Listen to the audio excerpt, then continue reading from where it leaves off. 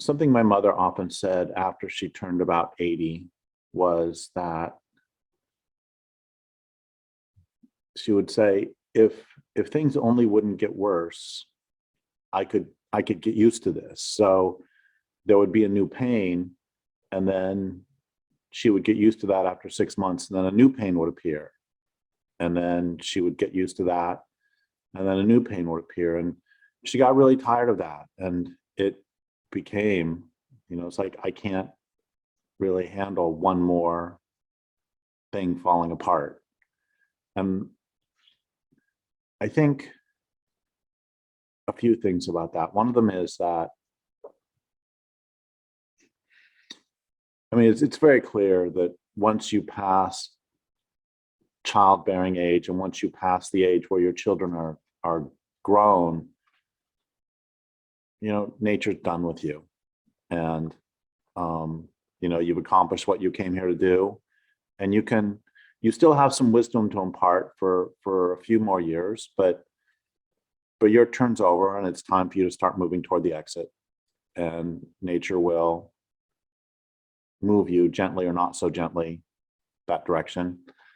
And I think that the additional pain as we get older is also one way to make death a little bit less scary. It's like, nah, that's okay. At some point, the pain of being alive is worse than the fear of death. But there are other things that I want to get at with aging. One of them is that there's a line from the Bible that is often people think of when they're in a terrible place. And my mom used to say this to me often when I would be really sick, or when I would be going through some sort of emotional upset. She would do the line, "This too shall pass." And I think that's only half of the prayer, is that this too shall pass. I think there's another part of a prayer too, which is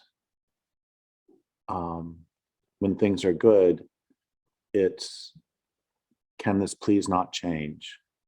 And I think, so often we want, can this moment stay? And that's true for beautiful moments, and it's true for, beautiful longer periods, and it's true for our health. Can my ability to jump high just stay? And of course, the answer is always no. And can this wonderful friendship just last? And it may last until you die, but the answer is no, it can't last ultimately. And that leads me to another thing that I thought about a lot as my mom was dying a few years ago. And I've thought about a lot over my entire life. I fully recognize the truth of what Heraclitus said of a person can only enter the same river once, or a person can't enter the same river twice, because you're not the same person, it's not the same river. So I fully recognize that.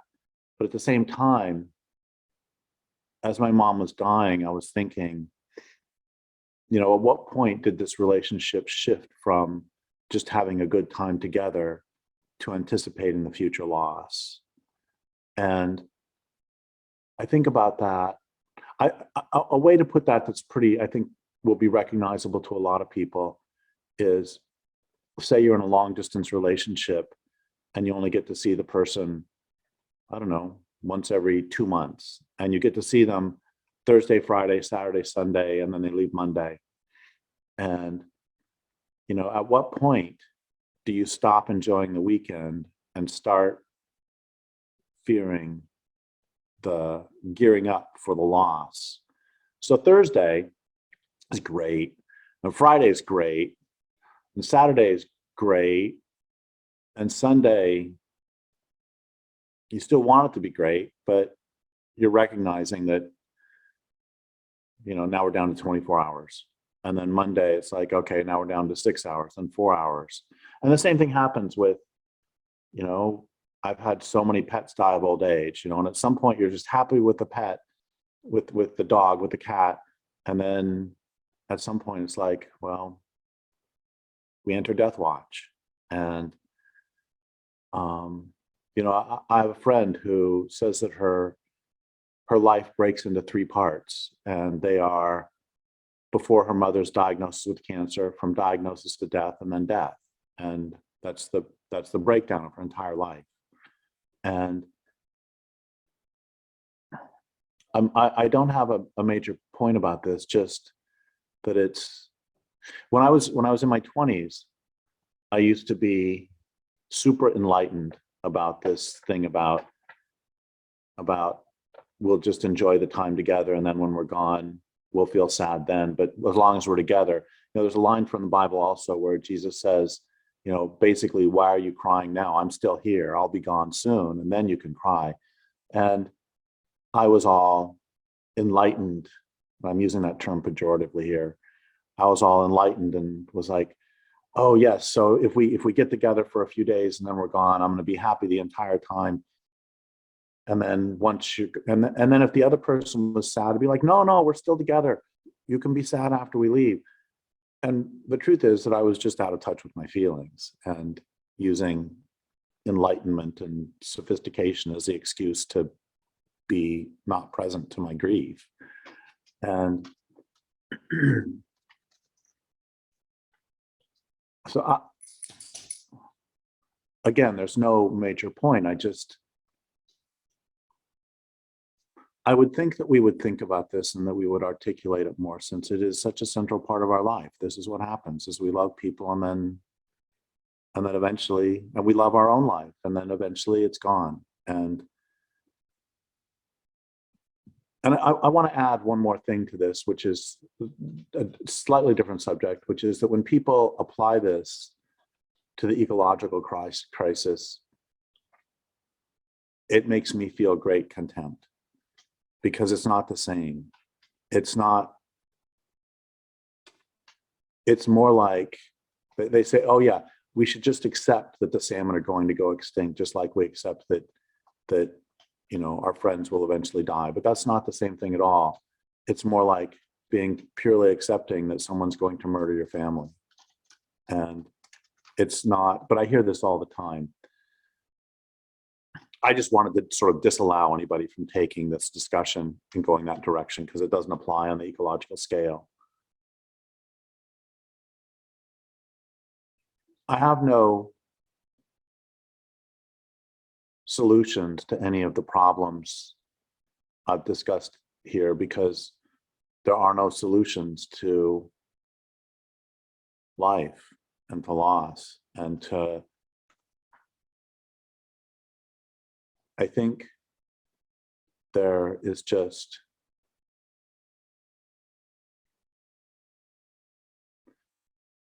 a recognition of the patterns, and ultimately an acceptance of the time together, and an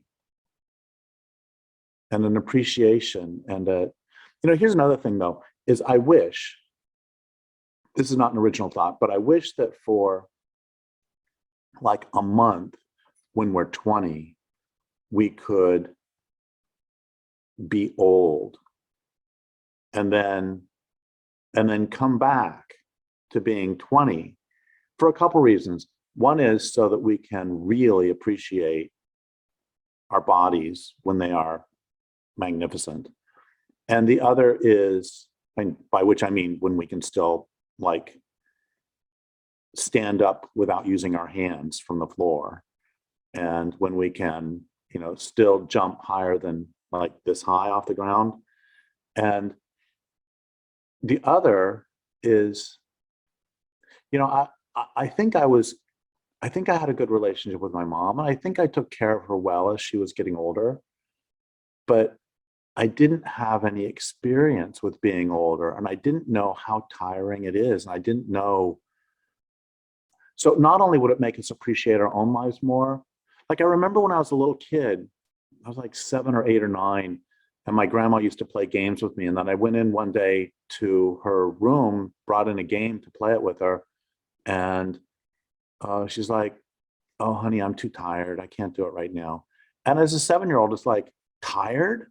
What does that mean? And, you know, now I would get it. And so I wish that we could experience it for just a little while so that we could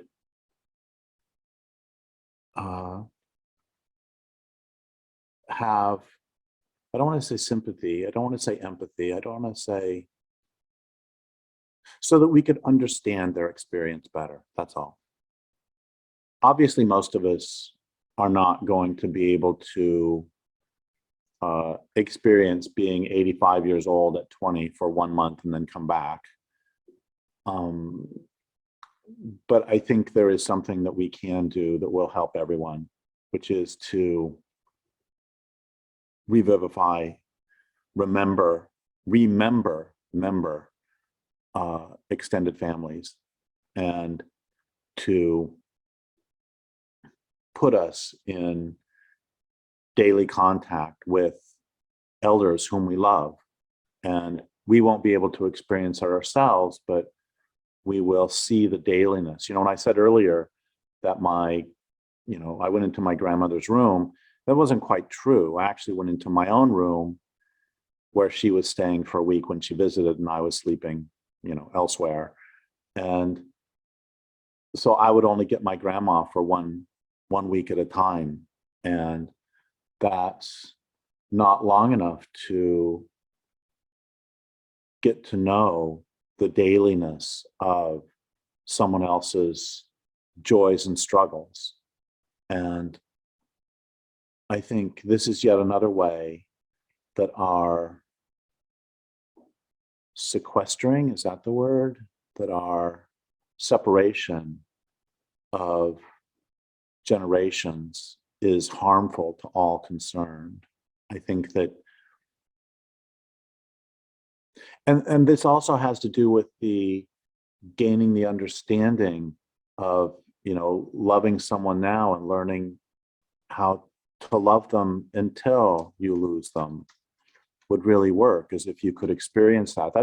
That's one of the things. Yeah, my grandma died, my grandfather died, but I saw him like once or twice. He died when I was maybe 4.